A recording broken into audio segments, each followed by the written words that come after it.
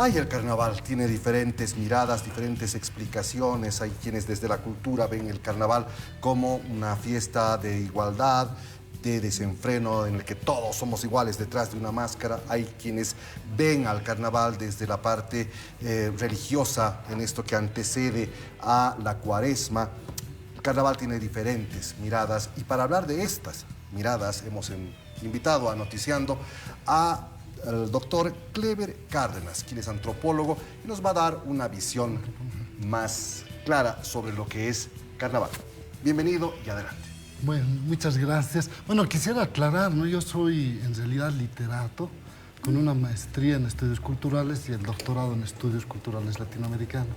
Bueno, eso me ha permitido tener una versatilidad para entrar así a hacer una lectura desde la literatura y desde la cultura a las prácticas culturales, ¿no? Pero bueno, entonces, si vamos a hablar del carnaval, tendríamos que primero partir de comprender de que el carnaval es un evento global, ¿no? Responde, digamos, a la primera globalización que definiría Dussel a nivel quijano, ¿no? Es decir, es una tradición que viene con la religión católica y se instaura en este espacio. Ahora, ¿sobre qué se instaura este carnaval? Claro, claro. Es importante decir que la historia nuestra no empieza con la llegada de los españoles, sino que teníamos un arraigo de agricultura, las fechas, las sucesiones de fechas, pero este momento lo celebrábamos desde siempre. Desde siempre. Entonces, claro, la pregunta era ¿en qué se afianza? Y es muy curioso porque haciendo una revisión de los calendarios rituales y de los calendarios agrícolas, pasa lo mismo, ¿no? Pasa lo mismo en diferentes lugares. Es decir, el carnaval es tiempo de cosecha. Entonces, se celebra la cosecha realmente, ¿no? Y se celebra la cosecha tanto en el otro lado del mundo como en este lugar del mundo, ¿no?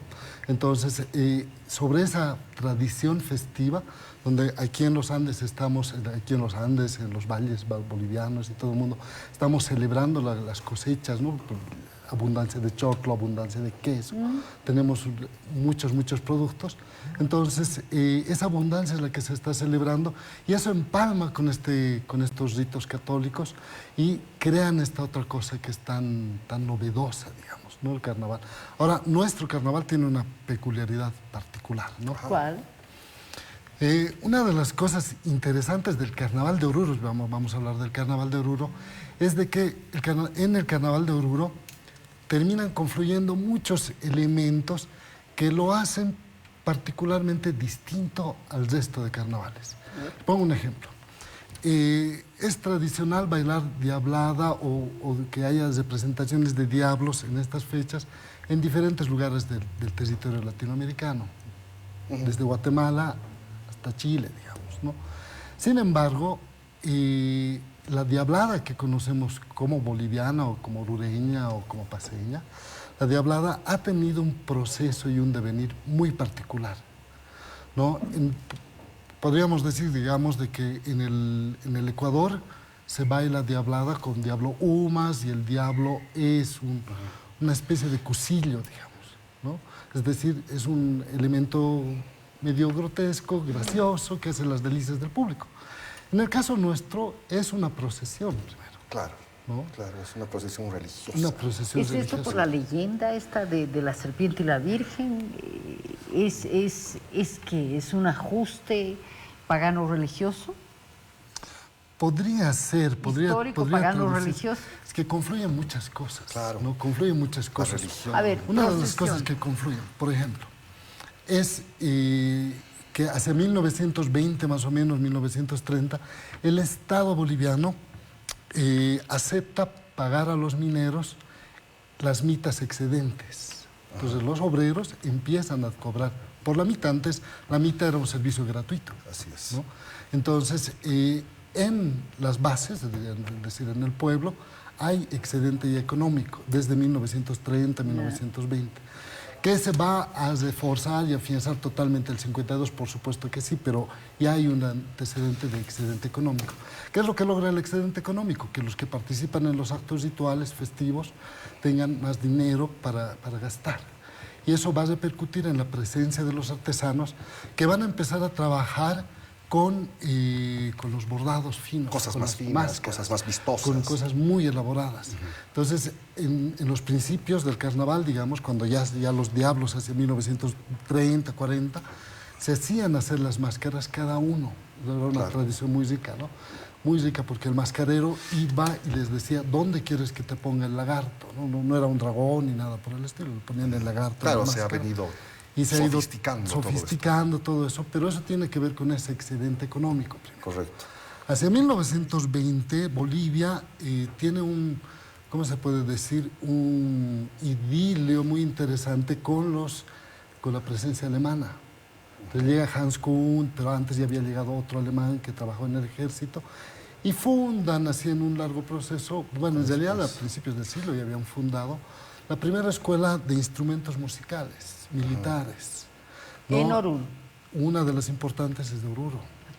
Y Manuel Rigoberto Paredes Candia destaca, Manuel Rigoberto Paredes, el padre de Antonio Paredes Candia, resalta mucho eso, ¿no? Le dice, es absolutamente sorprendente cómo los indios pueden, apenas escuchando unas melodías, reproducirlas en otros instrumentos como si hubieran tocado siempre. Una banda, una orquesta. Y empezaron a tocar, ¿no? Pero al mismo tiempo de que empezaban a tocar en orquestas, música militar, valses, vieneses, todo eso, empiezan a tocar música popular, ¿no? Hay un dato bien curioso, ¿no? El mariscal Andrés de Santa Cruz, ya bastante antes, ¿no? Solía llevar una banda militar para amenizar las fiestas en las que él era padrino.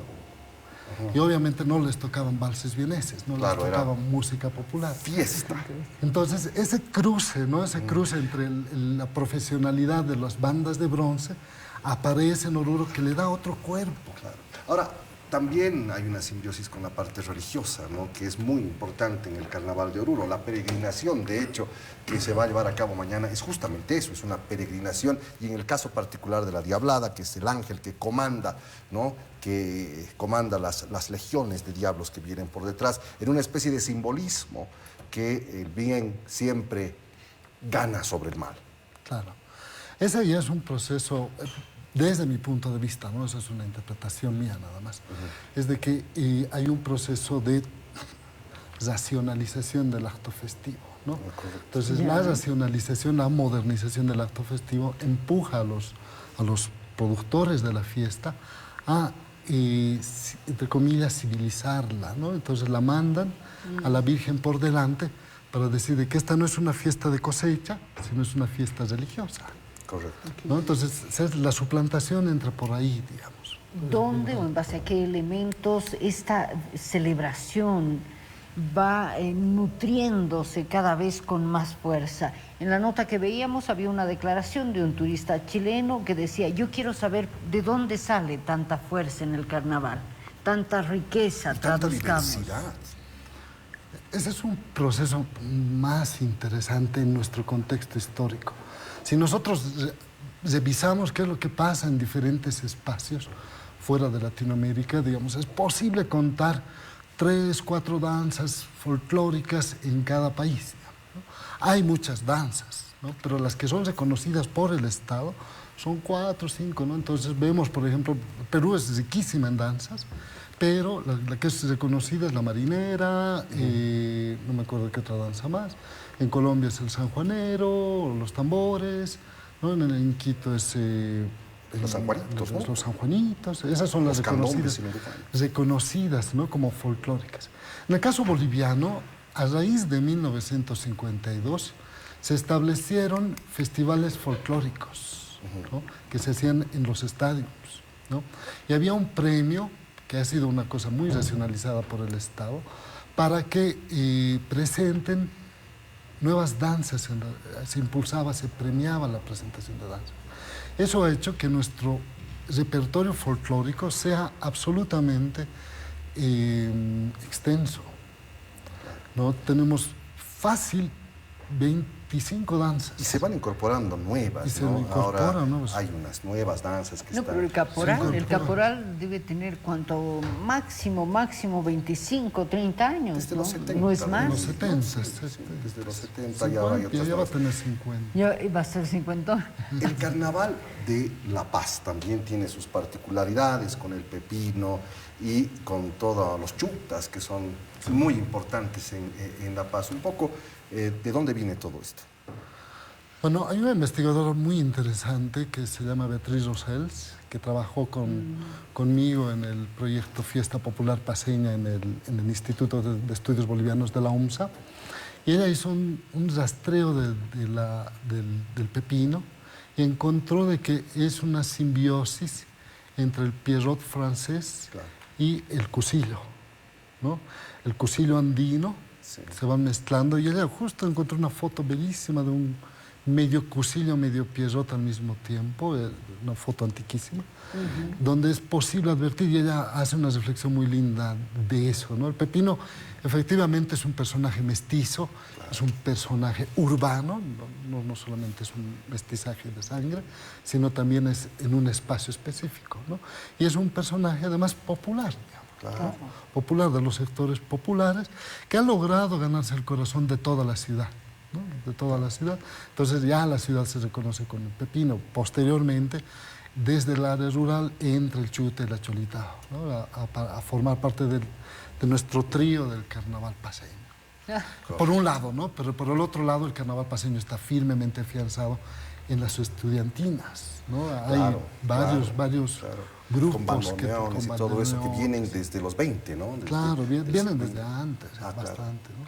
Pero claro, hay una tradición muy rica sobre eso. Bueno, en todo caso ha sido muy, muy interesante conversar con usted sobre estos temas que hoy nos convocan a todos los bolivianos y nos hacen bailar. Vamos a agradecerle la presencia en Anoticiando al licenciado Clever Cárdenas, quien nos ha hablado de los orígenes del carnaval y nos ha dado una explicación maravillosa.